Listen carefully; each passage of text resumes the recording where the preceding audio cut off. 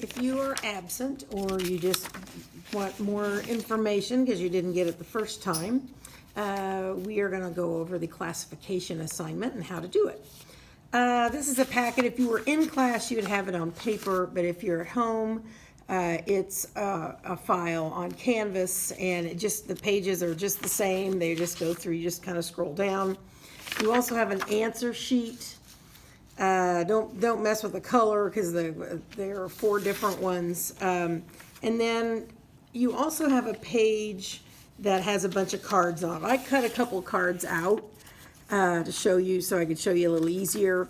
There's a picture of the organism on one side and there's a description of the organism on the back. Just make sure you're looking at the correct organism. It really should be, if you have it on paper, it should be the description of the organism is directly behind its picture. If you have it on Canvas, I wrote the name of the organism on your answer sheet, and I wrote it on the pictures to make sure you had the right organism. Because sometimes you need to look at the picture to answer the questions, and sometimes you need to read about it to answer the questions. So what we're going to do is we're going to classify them. Animals are classified so that we can, or zoologists, people like that can talk about animals, and when they talk about a marsupial, that is a classification name, and they know what that means. Marsupials have a pouch on the front, for example, like a kangaroo. Anyway, so to do this, the first thing you're going to do is put your organisms into kingdoms.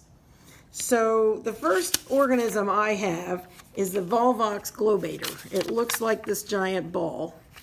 So I'm going to read, this is a dichotomous key, and I already showed you the Harry Potter dichotomous key as a sample. What you're going to do is you're going to start on number 1. You're going to decide whether A or B describes your organism. So it says 1A and 1B says either unicellular or multicellular, and it says right here on the card he's unicellular. So since he's unicellular, I'm going to go over here, and it tells me to go to 2A. So I go right here, and it says without a nucleus, or B is nucleus is clearly visible. And this says cells with nuclei. Nuclei is plural for nucleus.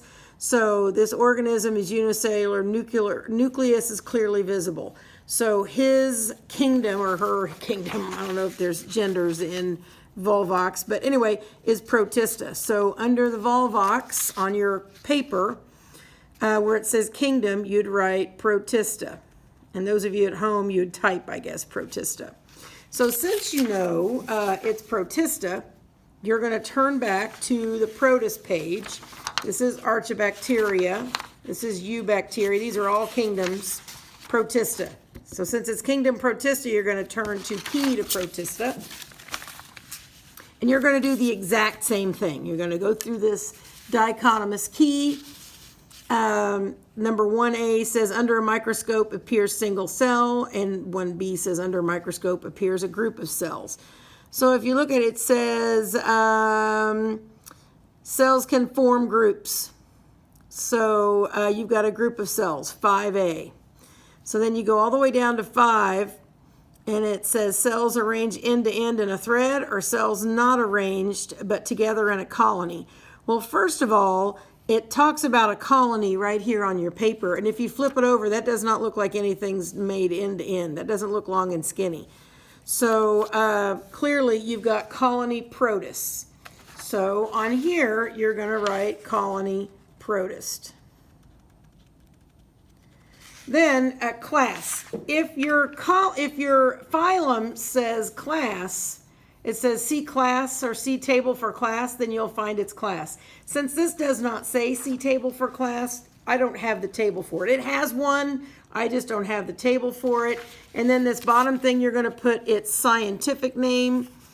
Looks like the same as, it happens to be the same as the common Volvox globator.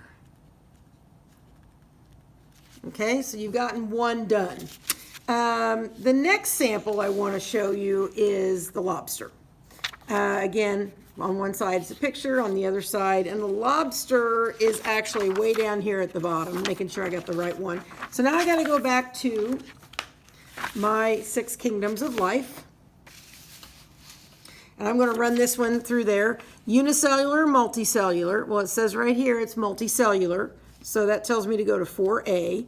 So I go to 4A, multicellular systems, cells with cell walls or cells without cell walls.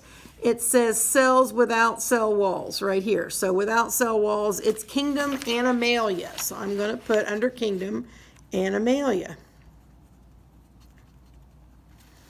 Then I got to find its phylum. So I'm going to scroll back here until I find the one for animals. Key to animals is right here.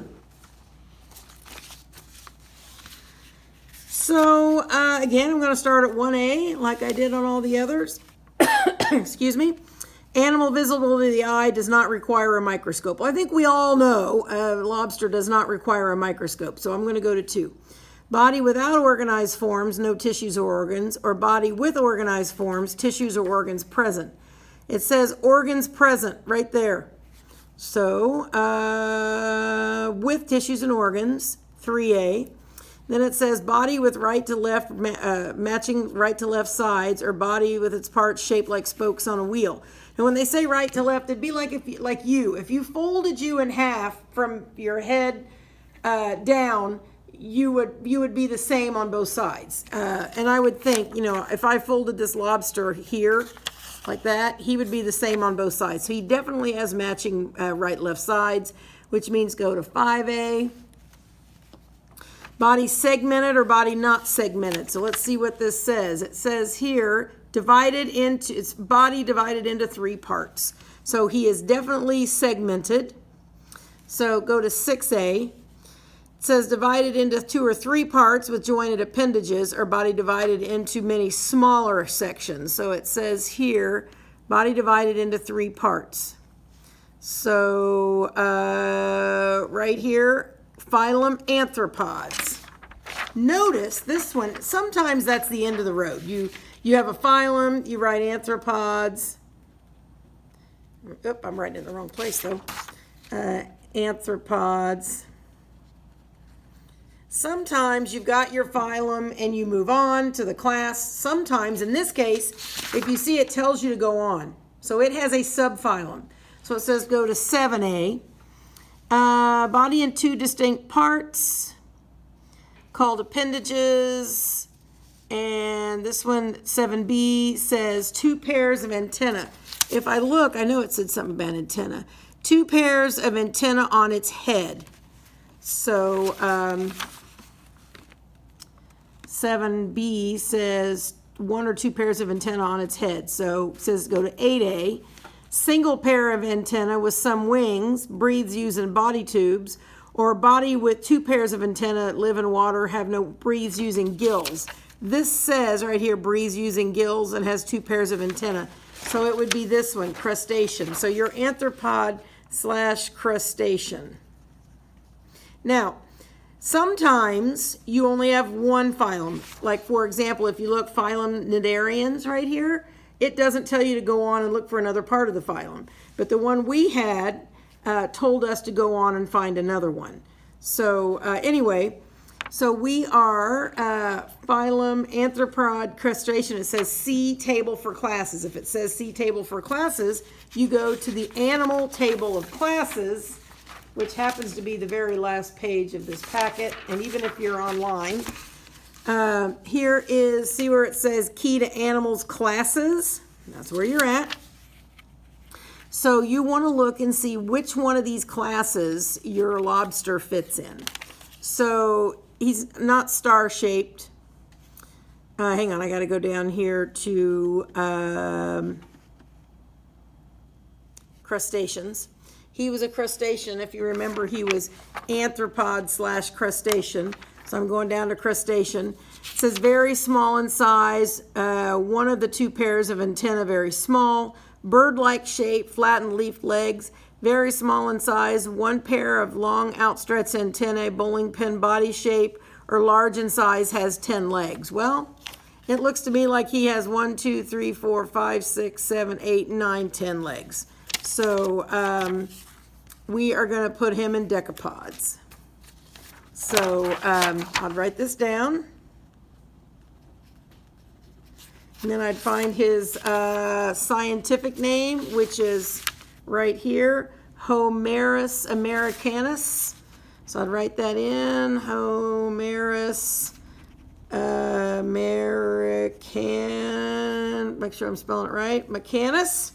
All right, and you're going to do that to all of these. Plus, we added the meerkats. You don't have a card on meerkats, but you should know enough about meerkats from our meerkat study to be able to figure this out by going through these. For example, if you think about a meerkat, is a meerkat unicellular or multicellular? Well, I think it's pretty obvious that they're multicellular. So you should be able to do the meerkats like that. So finish up all 10 organisms and submit.